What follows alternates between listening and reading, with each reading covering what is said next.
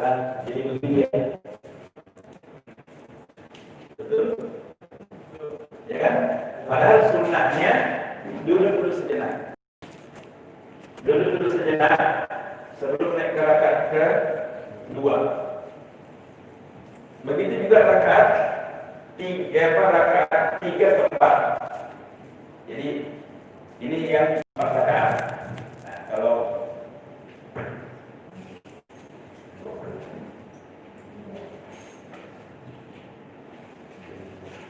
itu pertemuan yang lalu.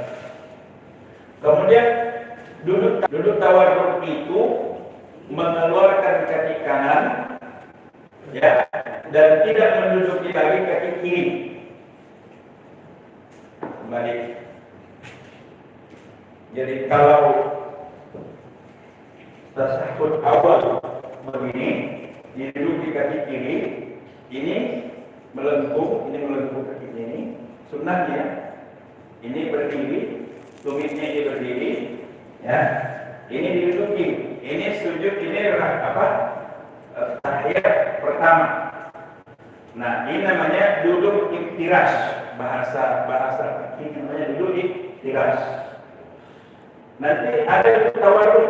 Nah, duduk tawarruk itu keluar ini, tidak diduduki lagi kaki kirinya, tapi dia dikeluarkan. Dia keluar dengan posisi seperti ini. Nah, ini kalau orang nggak biasa, itu biasa rasa sakit ini. Tapi kalau sudah terbiasa, nah ini jadi obat. Ya, jadi obat ya. Jadi seperti ini.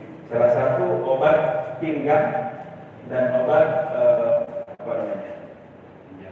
Ya, ginjal, perbaiki ginjal dengan posisi seperti ini. Ya.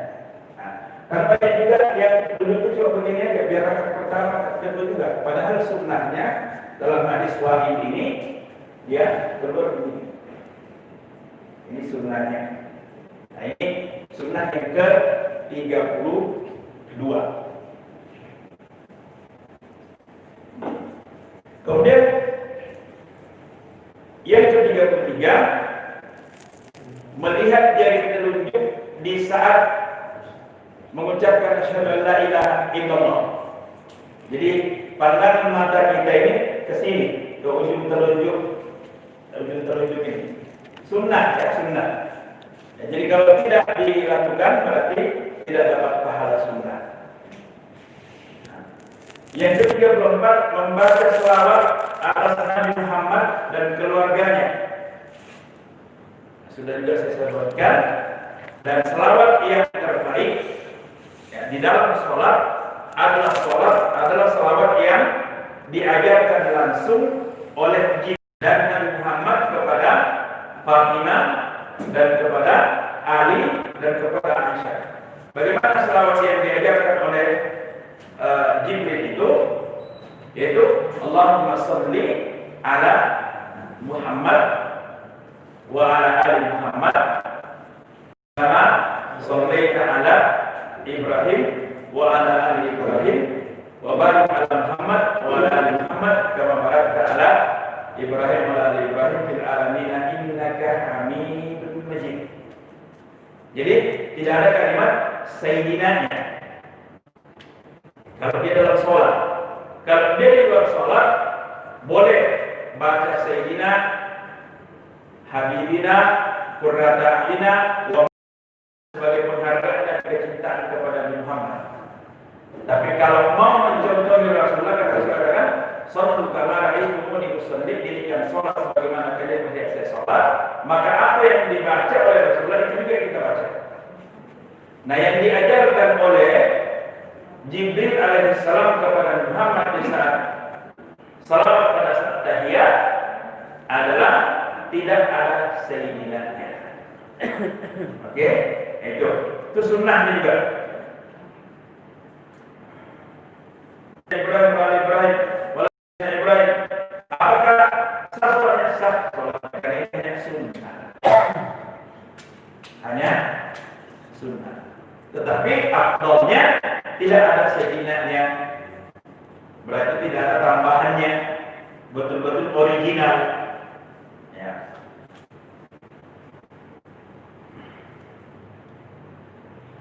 Yang ke-35, setelah innaka hamidun majid, disunnahkan menambah 4 permohonan perlindungan. Apa saja itu? A'udzu bika min azabi nari. Satu, neraka. Yang kedua azab kabri, azab kubur. Yang ketiga fitnatil mahya wal mamat. Yang keempat fitnatil masihi dajjal. Itu ada 4 yang kita minta. Nah, gimana kalau bertukar-tukar? Tidak ada masalah. Karena dalam beberapa hadis memang bertukar-tukar juga. Ya, jadi boleh. Allahumma inni a'udzubika min adzabin nar wa adzabil qabr wa min fitnatil mahya wal mamat wa min fitnatil masiihid dajjal. Atau ada yang mendahulukan Allahumma inni a'udzubika min adzabin nar baru adzabil qabr, atau dibalik adzabil qabr dulu baru adzabil nar. Tidak ada masalah. Yang penting 4 masalah ini yang diminta oleh Rasulullah untuk dimintai perlindungan. Yang ke-36, sisa 2, menoleh ke kanan dan ke kiri di saat salam. Jadi assalam ke depan, alaikum warahmatullahi wabarakatuh. Jadi assalamu alaikum warahmatullahi wabarakatuh. Oke. Kemudian ke kiri lagi, assalamu alaikum warahmatullahi wabarakatuh. Yang paling penting ini urutan ke-37. Sebelum mengucapkan salam harus berniat kalau mau dapat pahala sunnah. Kita kan sholat tadi saat mengucapkan Allahu Akbar, kita berniat masuk sholat, memulai sholat. Kalau ada permulaan berarti ada penghabisan, ya kan? Kalau ada berarti ada Assalamualaikum, berniat dalam hati keluar dari sholat yang kita sedang kerjakan. Contoh, saya mau keluar dari sholat maghrib. Dalam hati saya akan katakan, sengaja saya keluar dari sholat maghrib ini karena Allah Ta'ala, dan mengucapkan salam kepada umat Islam yang ada di kanan saya, juga para malaikat. Ya, mengucapkan salam kepada umat Islam yang ada di kiri saya beserta para. Nah, ini jarang kita kerjakan ini. Sunnah ini kita tinggalkan. Banyak yang tinggalkan sunnah ini. Ada tahu. Padahal kita masuk sholat niat,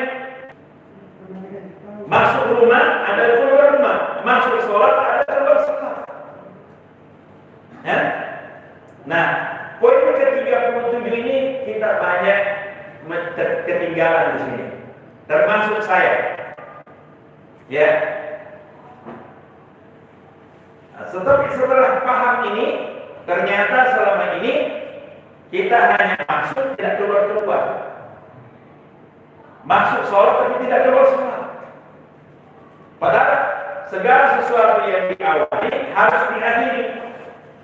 Rumusnya begitu. Jadi kalau kita lihat, sengaja saya memulai sholat maghrib 3 rakaat karena Allah Ta'ala, Allahu Akbar. Berarti kita sudah memulai, ya kan?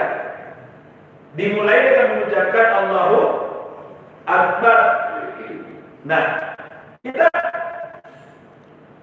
Assalamualaikum, tapi tidak mengakhiri, ya kan? Berarti kita ketinggalan dari segi perkataan. Kita mengakhiri hanya dari segi perbuatan. Ingat, definisi sholat itu suatu ibadah yang terdiri dari perkataan dan perbuatan yang dimulai dengan takbir dan diakhiri dengan salam. Itu definisinya kan? Nah, ketika kita mengatakan Assalamualaikum warahmatullahi wabarakatuh, Assalamualaikum warahmatullahi wabarakatuh, ini kita sudah mengakhiri secara perbuatan. Tetapi secara niat kita belum mengakhiri. Karena kita tidak berniat mengakhiri. Mestinya disunnahkan berniat. Sengaja saya mengakhiri atau keluar dari sholat yang telah saya mulai. Sholat apapun itu, sholat sunnah, sholat wajib.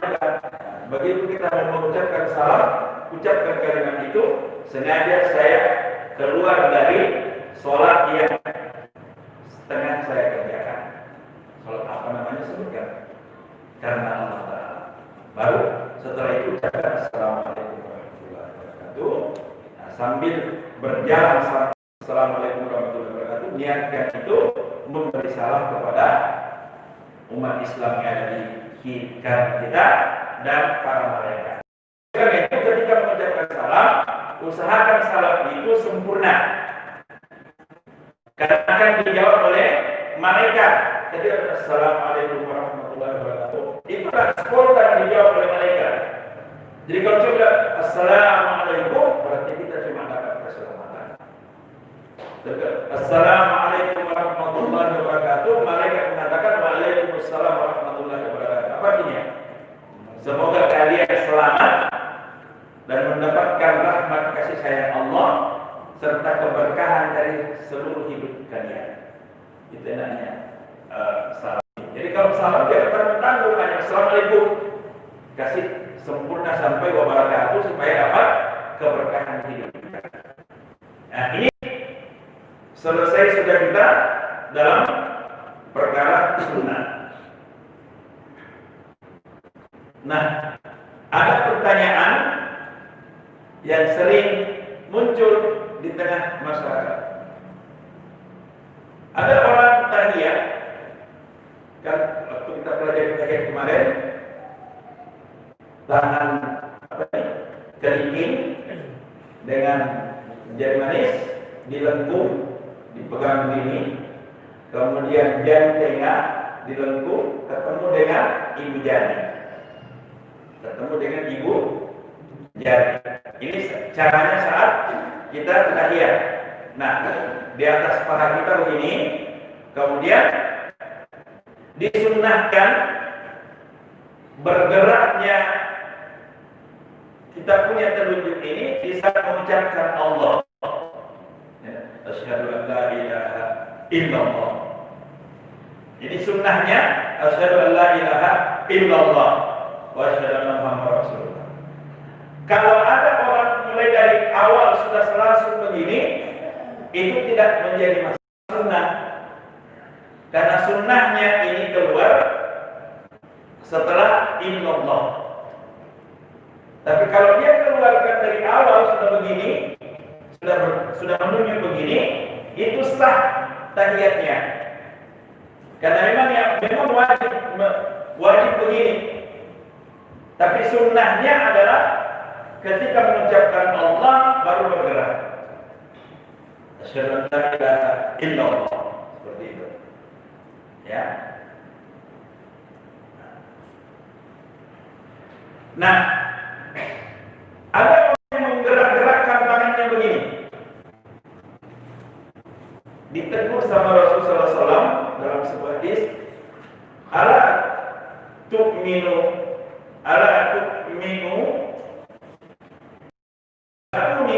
bi'aidikum. Kenapa kamu menggerakkan tanganmu begini? Karena aznabul hayat, dia seperti apa bergerak-gerak. Nah, itu adalah larangan Rasulullah. Jangan kasih bergerak-gerak tangan begini. Karena itu juga bisa membuat orang di samping kiri kanannya terganggu. Karena goyangnya tangan. Ya. Adalah Rasulullah SAW menggerakkan tangannya. Itu menggerakkan tangannya maksudnya asyhadu an la ilaha illallah. Itu menggerakkan. Bukan begini. Jadi salah penafsiran kalau menggerakkan tangannya terus dia kasih begini. Ya. Jadi geraknya bukan karena yuharriku adalah Rasulullah menggerakkan. Dia tidak mengatakan menggerak-gerakkan. Hadis itu mengatakan menggerakkan. Ditafsirkan oleh sebahagian orang menggerak-gerakkan. Menggerak-gerakkan. Ya. Nah ini. Inna ma yakfi ahadukum ayat wala fakhdihi thumma yusallimu ala akhihi. Hanya di atas pahanya, ya. Seperti ini. Thumma yusallimu ala akhihi, kemudian mengucapkan salam kepada saudara yang ada di kanannya dan kirinya. Ini hadis Muslim nomor 431. Di dasar hadisnya kuat, ya, Muslim. Dalam sholat. Sekarang kita masuk ke hal-hal yang makruh dikerjakan dalam sholat. Jadi ada rukun, ada 14, dalam satu ada 13, kemudian wajib ada 8, kemudian sunnah ada 37. Kita masuk ke hal-hal yang makruh dikerjakan dalam sholat. Apa itu makruh? Makruh itu artinya dibenci, sedikit lagi jatuh haram. Jadi adabnya haram namanya makruh, adabnya wajib namanya sunnah. Ya, jadi wajib dan sunnah dapat pahala bila dikerjakan. Nah, sedangkan makruh dan haram dapat pahala bila ditinggalkan. Itu bedanya. Ya. Nah.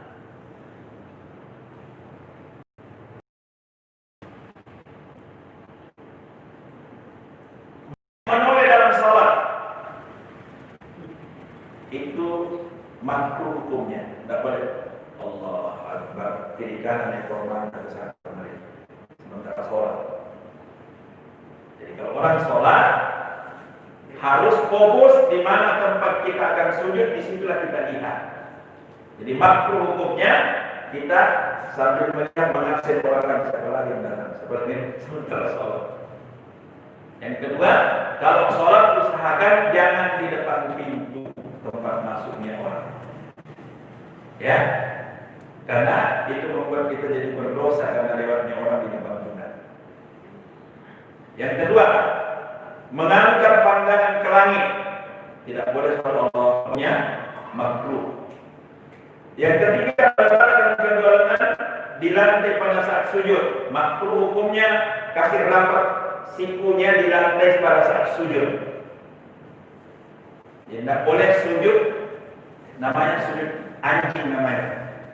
Ya, jadi sujud anjing itu rapat sikunya di saat dia sujud. Itu tidak boleh. Makruh hukumnya, bukan dapat pahala sunnah, makruh. Ya, kalau ditinggalkan dapat pahala. Ya. Apa dasarnya? Rasulullah SAW kata, "Ittadilu bis-sujudi." Ya, luruskanlah pada saat kamu sujud. Wala yasudu adakum sira'ain min bisatal qalbi. Janganlah salah seorang di antara kalian merapatkan sikunya di lantai seperti rapatnya anjing.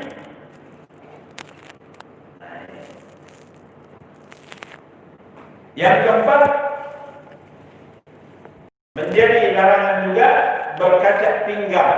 Ya, pasti tidak ada lah. Tapi di zaman bang aja. Ya.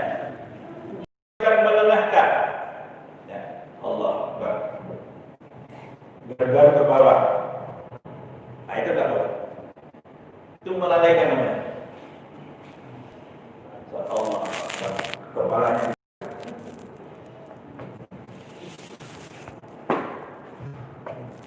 Nah, itu tak boleh. Nah, itu namanya makruh hukumnya. Jadi kalau orang sholat tidak boleh banyak gerak.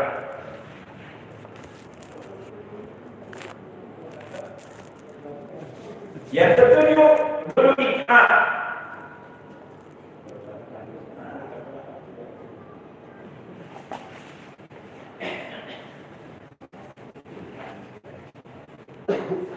Duduk iqma. Jadi duduk iqma itu di dalam juga. Yang dimaksud dengan duduk bertinggu di sini adalah dengan menempelkan pantat ke lantai, menegakkan betisnya.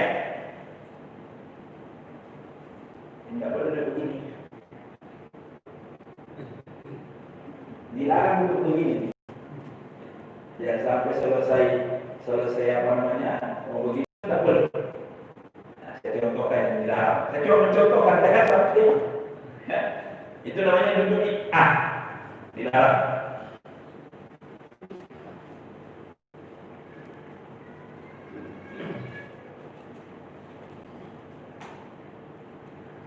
Kemudian banyak gerak dalam sholat, itu dilarang. Sudah tadi. Yang kesembilan, menjalinkan kasih bunyi satu bukan, ini dilarang. Ya, nah ini kayaknya ya, Allah Akbar. Sekarang, kalau ada tidak akan diulangi lagi karena sudah tahu itu tidak boleh. Jadi tidak boleh kasih bunyi-bunyi tangan, tidak boleh kasih bilang-bilang gitu. Tidak boleh. Kemudian mengerjakan sholat pada saat makanan sudah dihidangkan. Jangan sholat kalau makanan sudah dihidangkan. Jadi kasih tahu istri kita, ya nanti sudah apa namanya, sudah orang sholat zuhur atau sudah sholat isya baru dihidangkan makanannya. Ya. Bagaimana kalau sudah dihidangkan, makan dulu. Bagaimana nanti kalau terlambat sholatnya tidak apa-apa? Karena Rasulullah SAW ketika hidangan sudah terhidang, beliau lambatkan sholatnya. Kenapa? Lebih baik mengingat sholat di saat makan daripada mengingat makanan di saat sholat. Ya. Kalau kita makan ingat sholat, maka makanan itu ikut bertasbih, pahala. Tapi kalau kita sholat ingat makanan, bisa jadi syirik. Bahaya. Bisa menimbulkan. Apa dasarnya Rasulullah katakan idza wudi'al asya'u, kalau sudah dihidangkan makanan malam, wa uqima bis shalah, sedangkan sudah dikamat sholatnya, fa'da'u bil asya'i, maka mulailah dengan makan malam dulu. Ini sudah qamat. Rasulullah katakan apabila diqamat sedangkan makanan sudah dihidangkan, maka makanlah dulu baru pergi sholat.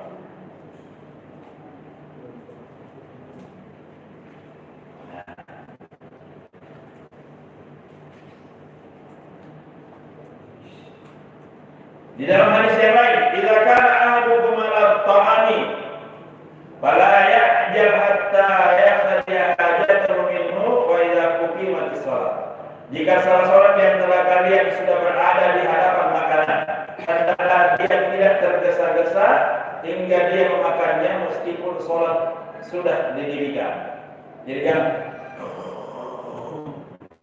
sudah. Kenapa cepat-cepat begitu makannya?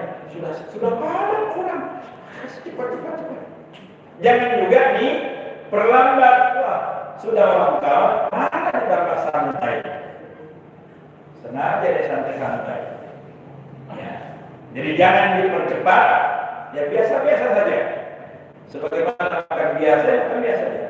Kalau dapat satu rakaat, maka dia sudah dapat jamaah itu. Ya.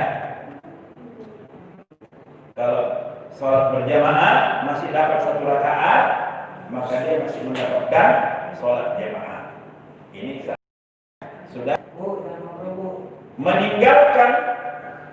meninggalkan makanan ketika sudah dihidangkan makanan itu dan kita pergi sholat.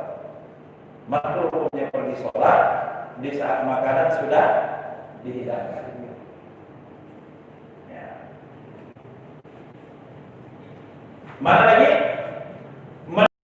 Kecil atau buang air besar dalam sholat tidak boleh.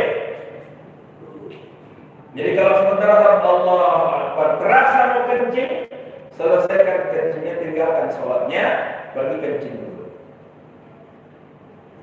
Ini dilarang. Ya, apalagi kalau buang air besar nanti menceret di sementara sholat, lebih bahaya. Ya.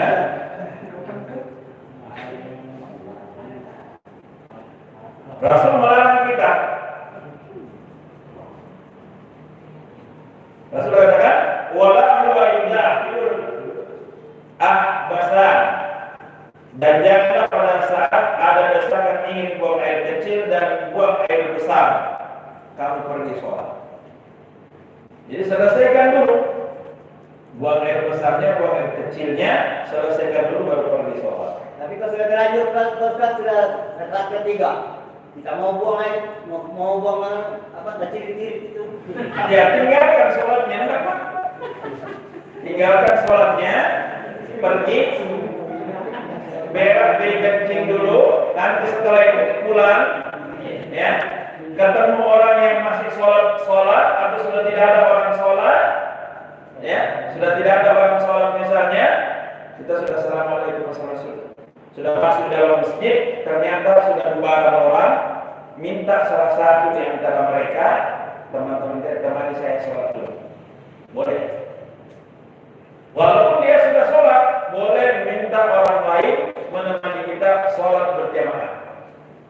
Posisinya sholat jamaah yang dikerjakan oleh orang yang diajak itu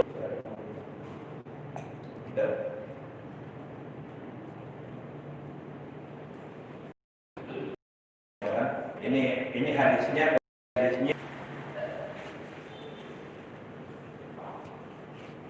mengikat rambut atau pakaian pada saat sholat tidak boleh. Jadi ada yang lepas ikat pinggangnya, ya dulu, stay dulu, atau sementara Allahu Akbar diri kembali, tidak boleh. Ya, sholat dengan rambut dijali.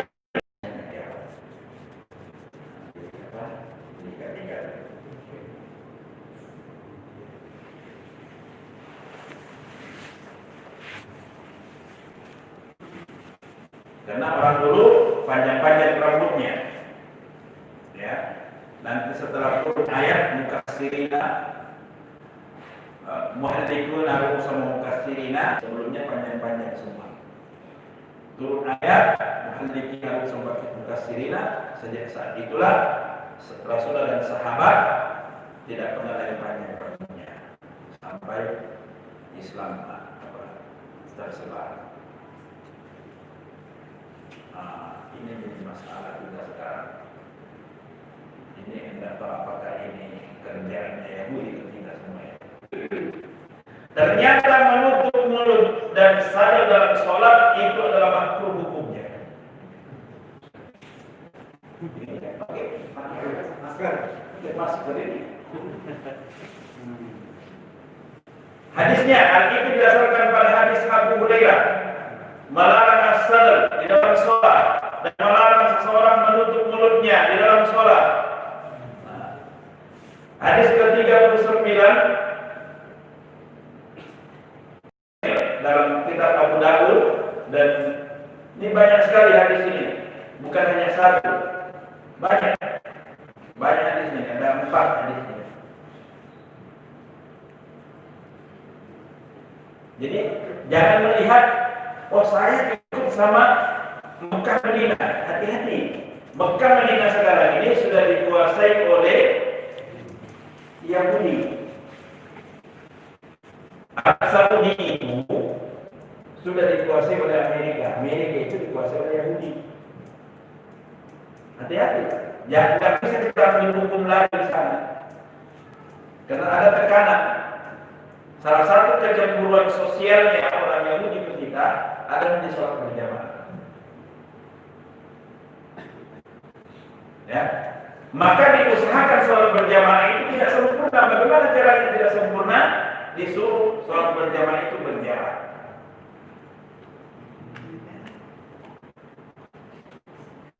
Hadis Muslim. Sawu sukuba baina tasyata sukubi min tamami sholat. Kalimat min tamami dari kesempurnaan sholat berjamaah. Maka yang ditekan dahulu adalah Mekah Madinah dulu. Karena kalau Mekah Madinah berhasil dipisahkan, seluruh dunia akan ke situ. Yang kedua, ternyata hadis juga ada. Rasulullah melarang kita as-sadr, menutup mulut di saat kita sholat. Ya, kalau sudah keluar sholat, pakai alat berbalik, karena ikuti aturan pemerintah. Tapi kalau sementara sholat, buka. Dan ada larangannya dari hadis. Sementara sholat, kalau sementara sholat buka. Karena ada larangan dari hadis. Sholat dari hadis, Abu Hurairah radhiyallahu anhu. Ternyata kita dikerjain selama ini. Ya.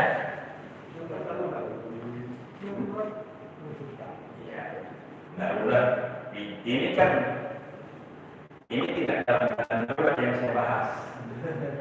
Saya cerita tentang hadis itu tidak dalam keadaan darurat. Darurat yang dibaca darurat betul-betul darurat itu membolehkan sesuatu yang tidak dibolehkan, dan itu hadis. Ya, kalau posisinya darurat. Sekarang ada nggak daruratnya?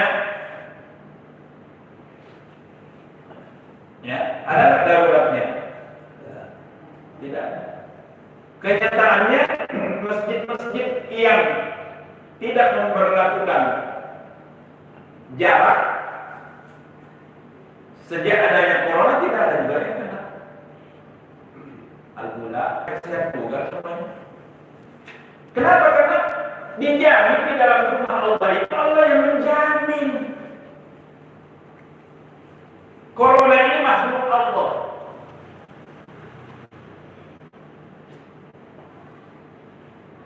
Makhluk apapun kalau berhadapan dengan Allah jadi lemah. Allah itu Kamilun, Maha Kuat, Azizun, Maha Perkasa.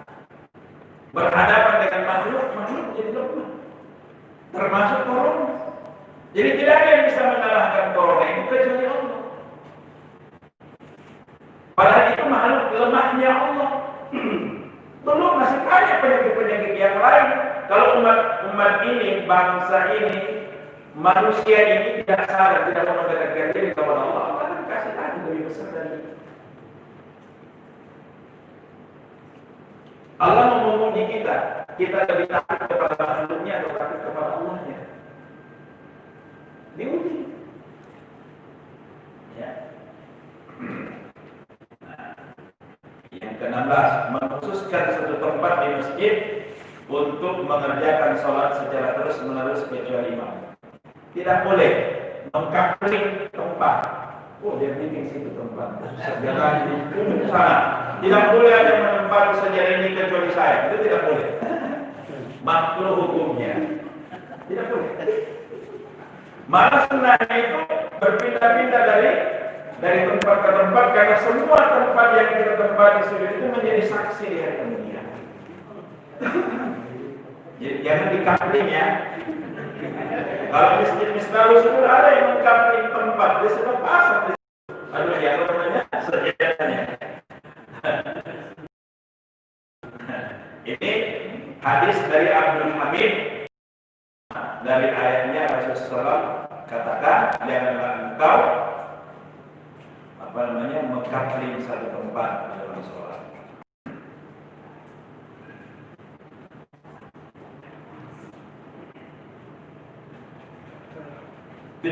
Bersandar pada kedua tangan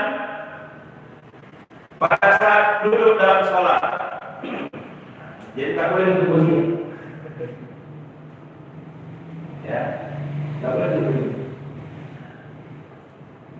Kemudian menguap dalam sholat.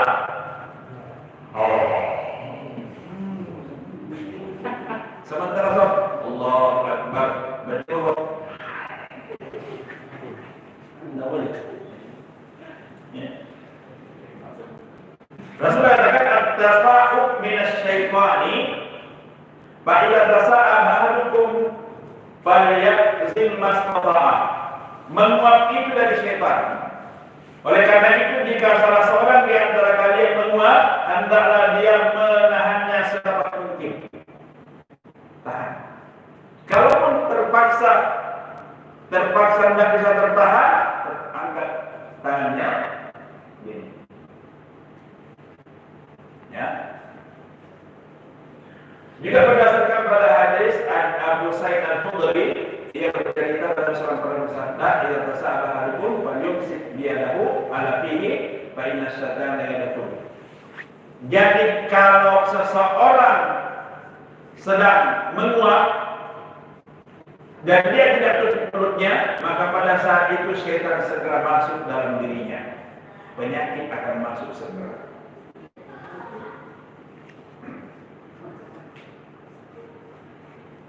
Rasulullah katakan, "Inna syaitan yadkhul," sesungguhnya syaitan itu akan masuk. Maka yang disyariatkan ada 3 hal. Pertama, menahan semampu mungkin. Ya. Yang kedua, meletakkan tangan di mulut. Yang ketiga, tidak mengucapkan ha pada saat menguap. Jadi biasa saja. Jangan keluar suara sampai keluar. Itu tidak boleh. Ya, tidak boleh keluar suara. Ditahan. Tidak boleh rukuk sebelum sampai di barisan. Kita masuk sholat, orang antara rukuk terus langsung rukuk padahal belum sampai di barisan. Akhirnya dia jalan-jalan. Jadi nanti sampai di tempat rukuk, Allahu Akbar langsung rukuk. Bagaimana tidak perlu baca-baca? Tidak usah baca Fatihah. Karena baca Fatihahnya imam mengcover baca Fatihahnya makmum. Kalau makmum itu mendapatkan imam dalam keadaan ruku. Jadi tidak usah baca Allahu Akbar lengkapi dulu Fatihahnya baru ruku. Tidak. Ya. Pertanyaan saya Pak, salam terakhir Pak. Salam terakhir saya sudah salam ke kanan. Selamat. Salam ke kiri ini akan sah sholat saya. Sah sholatnya karena yang dihitung itu ya sudah sunnah. Nah, itu maka batal sholatnya harus mengulangi dari awal. Salam terakhir wajibnya sampai di mana? Inna Hamidum Majid. Ya, sampai Inna Hamidum Majid yang wajib. Kalau ditambah Allahumma inni a'udzubika min adzabil nar wa adzabil qabr wa min fitnatil masih dajjal wa min fitnatil mahya wal mamat wa min fitnatil masih dajjal, itu berarti dia dapat pahala sunnah. Ya. Jadi tapi kalau sudah sampai Inna Hamidum Majid itu sudah selesai kewajiban. Kalau dia tambah itu berarti dia sunnah. Ya. Akhirnya si imam itu bukan imam. Si imam batal waktu tasawuf akhir baru di situ asyhadu an la ilaha illallah batal dua amin. Nah, baru si belakang itu pengganti itu atau maju atau tetap duduk aja di situ. Si imam mengucapkan saya sholat tolong gantikan. Maka nanti ada yang memimpin ada yang memimpin. Kalau misalnya sudah posisinya rata semua, tidak maju, maka salah seorang yang ditunjuk oleh imam itu di belakangnya, ditunjuk, misalnya sebutkan nama imam ini, sebutkan namanya yang menggantikan. Tolong pimpin orang, saya batal. Ya kan? Maka dia lewat sini. Ini pentingnya ada pintu di sini. Dia lewat sini. Maka yang diamanahi tadi ini itu yang memimpin. Assalamualaikum warahmatullahi wabarakatuh. Assalamualaikum warahmatullahi wabarakatuh. Seperti itu. Seandainya pintu itu tidak bisa dibuka, bagaimana? Maka si imam yang ada menunggu sampai selesai. Dia komandoi yang menggantikan Pak. Terus dipimpin Pak. Ucapkan salam. Assalamualaikum warahmatullahi wabarakatuh. Nah, assalamualaikum warahmatullahi wabarakatuh. Barulah si imam keluar lewat pintu belakang, lalu dia sholat kembali dan meminta salah satu jamaah untuk menemani sholat berjamaah. Boleh. Ada lagi? Kemudian yang ke-20, saat mau pergi sholat ke masjid dilarang memakan hal-hal yang berbau seperti jengkol, teh, apalagi bawang putih, bawang merah, ya, karena bahaya kalau sementara sholat orang menanam di kiri kanan, ketika saya makan karena bau jengkol masuk. Maka disunahkan Rasulullah menyuruh kita ketika seseorang hendak pergi sholat, maka disunahkan bersiwak. Bersiwak di sini boleh diganti dengan sikat gigi. Sedang mau pergi sholat, disunahkan sikat gigi baru pergi sholat. Nah, satu lagi Pak. ya. Pak, bolehkah orang yang meninggal itu disolatkan Pak? Orang yang meninggal itu bisa disolatkan, sedangkan dia itu sholatnya cuma satu tahun 2 kali sholat. Sholat Idul Adha, sholat Idul Fitri. Jadi pas kenapa dia meninggal, bisa disolatkan atau enggak? Ya. Mensolati jamaah, mensolati jenazah hukumnya fardu kifayah. Kalau ada sudah orang yang mensolatinya, maka satu kampung lepas dosanya. Tapi kalau tidak disolati sementara dia adalah seorang muslim, maka satu kampung berdosa kalau tidak ada nyalatinya. Jadi fardu kifayah. Jadi harus ada yang mensolatinya. Kalau ada, saya tidak mensolati dia, kenapa? Anda pernah saya dia sholat. Anda usah. Tetapi yang menjadi imam, yang menjadi salah satu pengurus masjid harus mensolatinya karena fardu kifayah. Fardu kifayah itu artinya kalau sudah dilakukan oleh satu orang, maka terlepaslah semua orang lainnya. Masuk waktu. Amin. Alhamdulillah. Alhamdulillah. Ya Rabbana Allahumma barik lana fima a'lamtana bi rahmatika innaka antal wahhab wa qina adzabannar.